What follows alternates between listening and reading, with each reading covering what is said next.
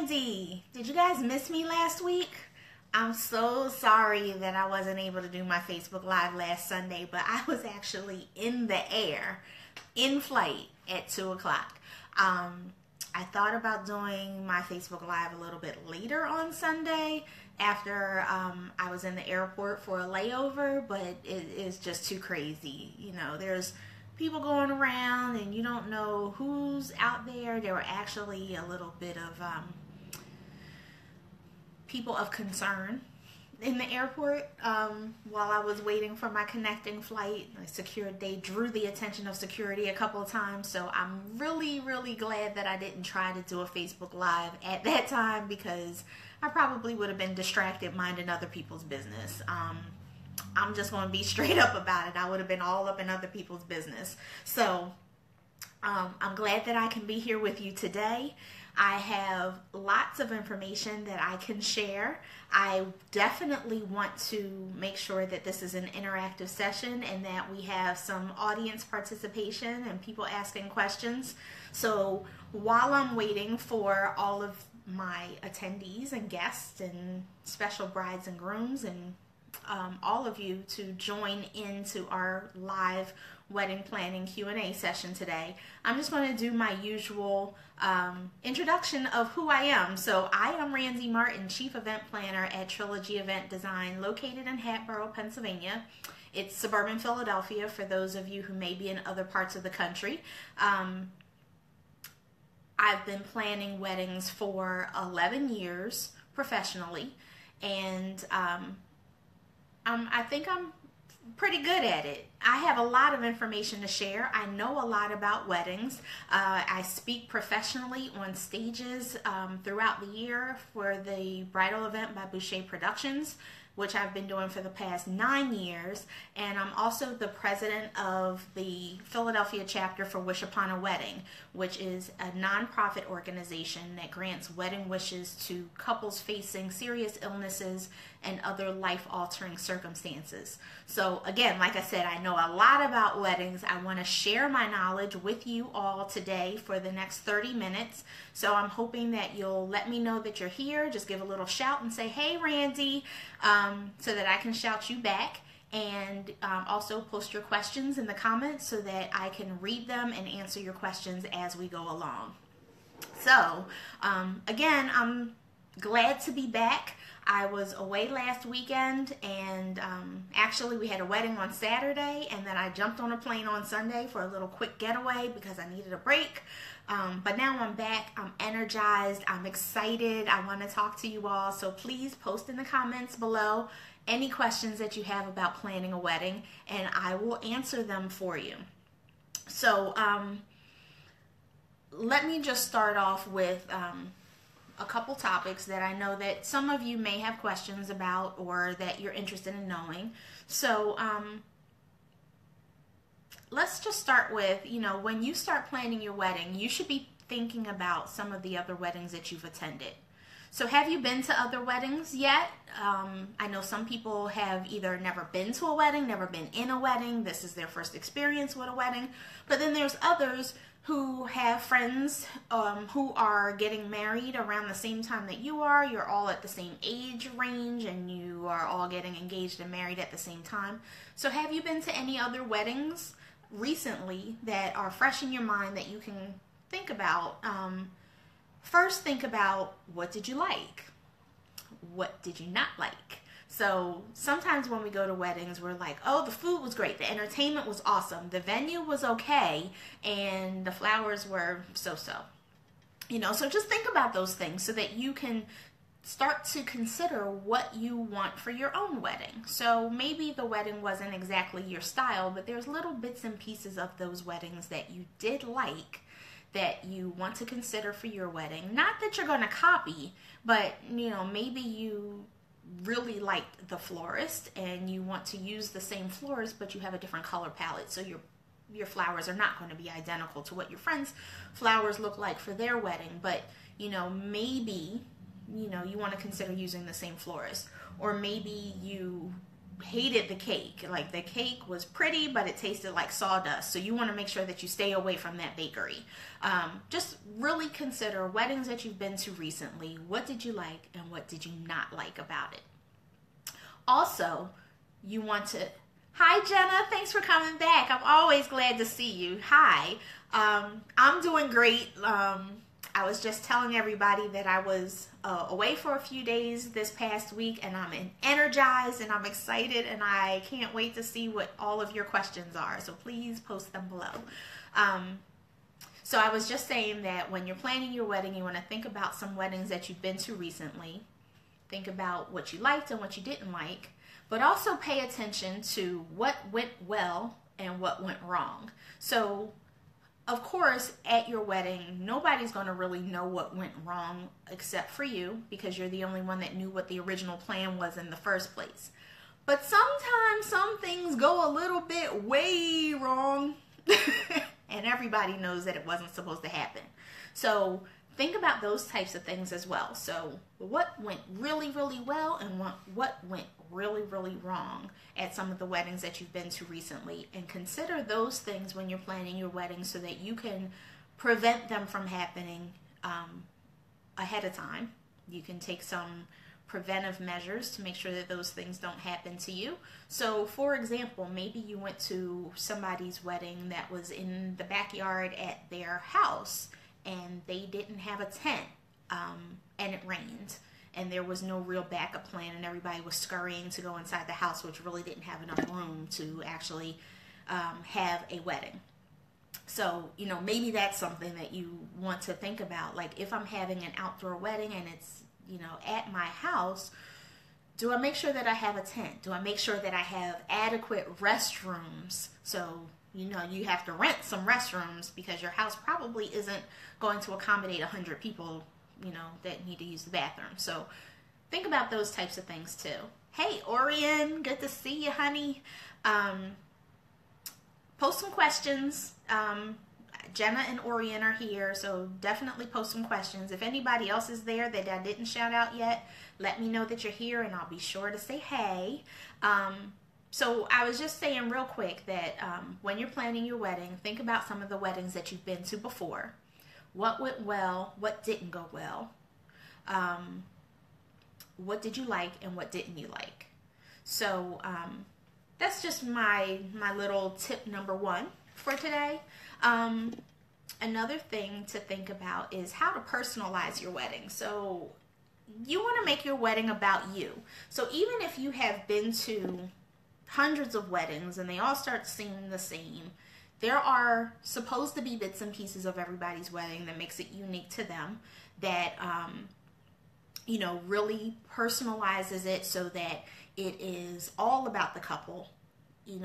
It's something that represents their personalities, their styles. It could be that they have an affinity for animal rescue. So they have maybe their favor is a charitable donation in the name of the guest for their favorite pet rescue charity, or it's something like they like a certain symbol. Let's just say it's like a Celtic heart or something like that, and that is their logo throughout their wedding stationery. So their menus, their invitations, their save the dates, their wedding website, all of these things carry this one logo throughout. That is a way to personalize your wedding. Maybe you guys are really into sweets and desserts, and you really, really want to share desserts that you love or that you've tried from different places that you've traveled to or something like that. So you have a small wedding cake, and then you have a table filled with lots and lots of your favorite desserts, as opposed to just having a wedding cake. Or during your ceremony, you want to do something that unifies you and your now stepchildren. So you'll do a sand ceremony, or you can do a hand fasting. So hand fasting, for those that don't know, is when you have either ribbon in different colors or ropes in different colors, and you tie your hands together in unity, and then you slip the knot off and you have this pretty thing that you can hang on a wall because the ties are still intact even though you have released your hands from it. That's a great way to include children from either side into the now unified family. You could also do specialty hashtags for social media, which has been extremely popular. So you'll personalize your wedding with your hashtag and say, maybe it's like, let's say, Randy and, I'm going to make up a name, Randy and Idris forever is my hashtag, because I am going to marry Idris Elba in my next life. I don't care what I look like or what he looks like, as long as I know that it's him. So our hashtag, Randy and Idris forever, and it's posted on everything so that my friends can share our pictures from our wedding. So maybe they take some candid pictures, and while I'm out taking my formal photos and they're at the cocktail hour and they're taking pictures of things that I can't actually be there to see.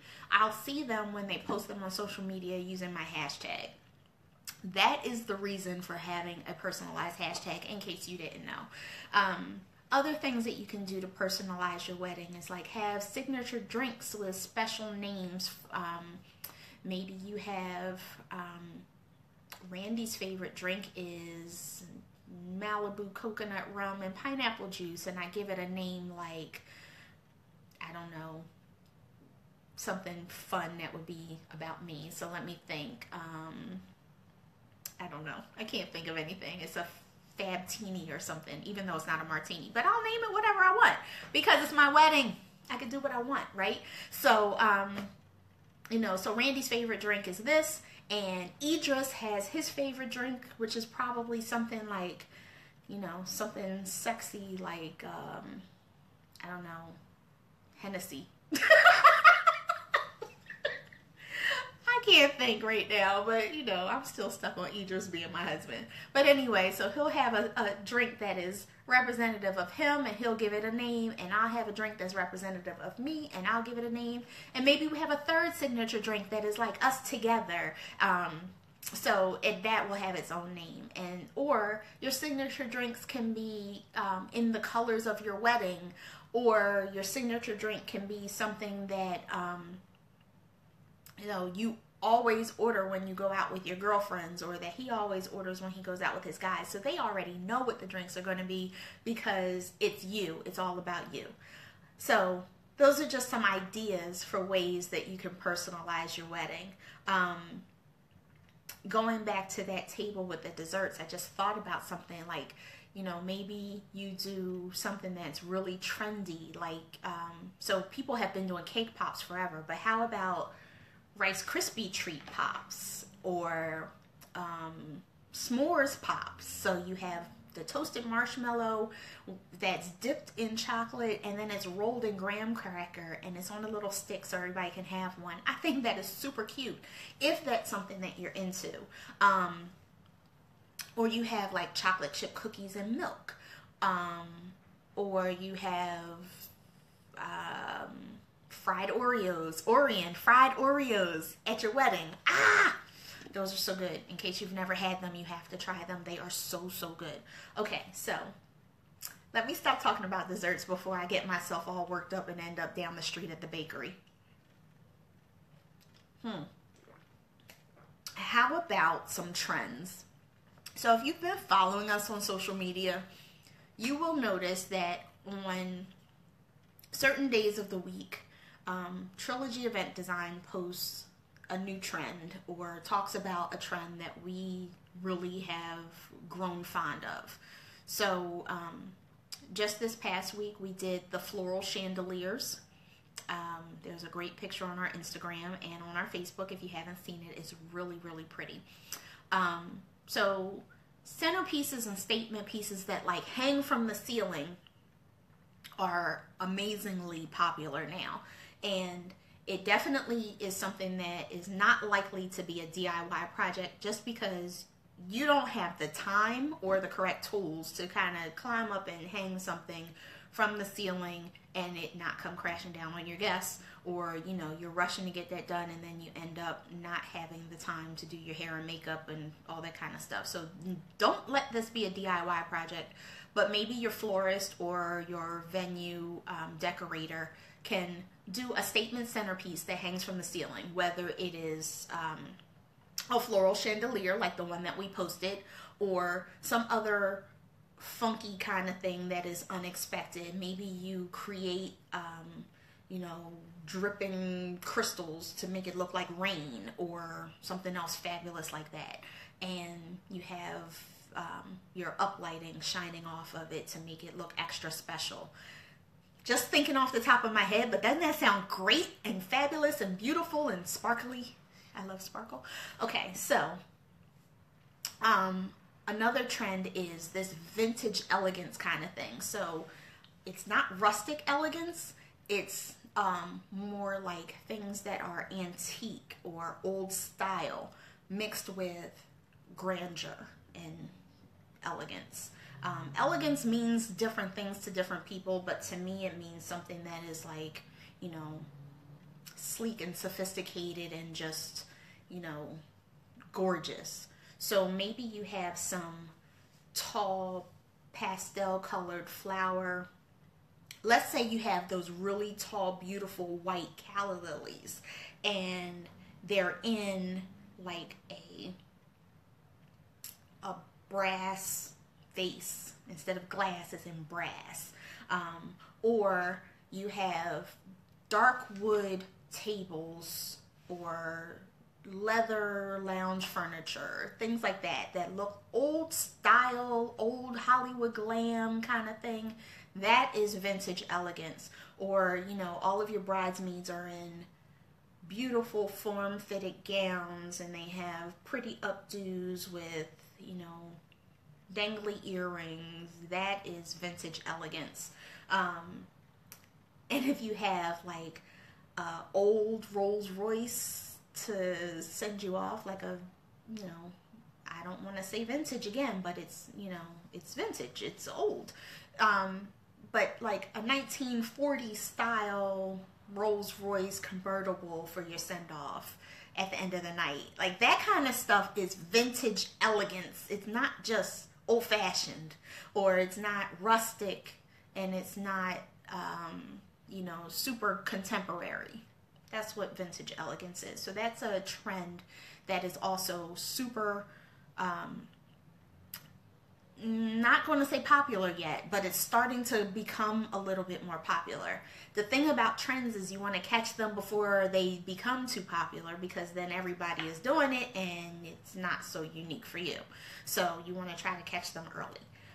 Another trend that we've also posted about on our Facebook and Instagram are these mixed metallic palettes.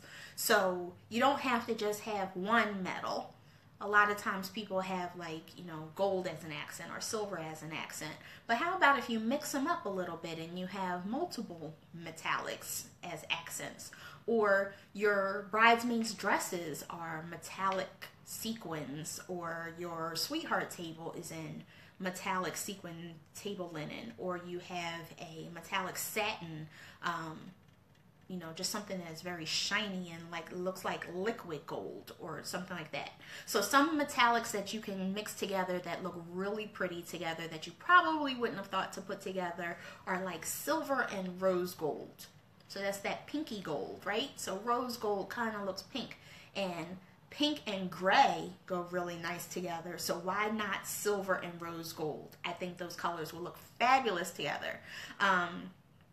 Or pewter, which is like a darker gray metal, and yellow gold. So you have that yellow and gray kind of look, but you have like a yellowy, darker tone and a dark gray together. So those metals would look good together. It's about the sheen and the shine and the reflection of the light off of the metals more than anything else. So these colors would look great together too. So you can use these, like I said, in your bridesmaids' dresses, in your table linens, foil stamping for your invitations. If you've never seen foil stamping, it looks really pretty. It's very much like letterpress, where the the letters are imprinted into your paper, but then you have the metal over top of that. So it's stamped into your paper, but it's shiny, it's metallic, it's gorgeous. So that's foil stamping. But these are ways that you can mix in the metals as part of your color palette, as opposed to just one. You can have more than one. Another trend, also one that we've posted on our social media, 2-in-1 dresses, like the convertible dress. So you wear a beautiful ball gown for your ceremony, and then you take off the skirt and you have a short and fun party dress for your reception, but you didn't have to totally change out of your one dress and put on another one. So, you know, you get 2 dresses for the price of one, and you have 2 unique looks, and you have a dress that you can actually have fun in for the reception, but look totally glamorous in for the ceremony. I love the idea of a convertible dress. I may just buy one just to have one or have somebody make me one just so that I can, you know, have a moment. Maybe when I'm on stage at a bridal show, I'll, you know, have on this long flowy dress and I'll just rip the skirt off and have on a fun little short thing just for the effect of things. Maybe. We'll see. Come see me at a bridal show. Somebody gave me thumbs up for that one. Thank you. All right. So another trend, and it's actually not a new trend. It's kind of like improvements on an old standby. So wedding websites.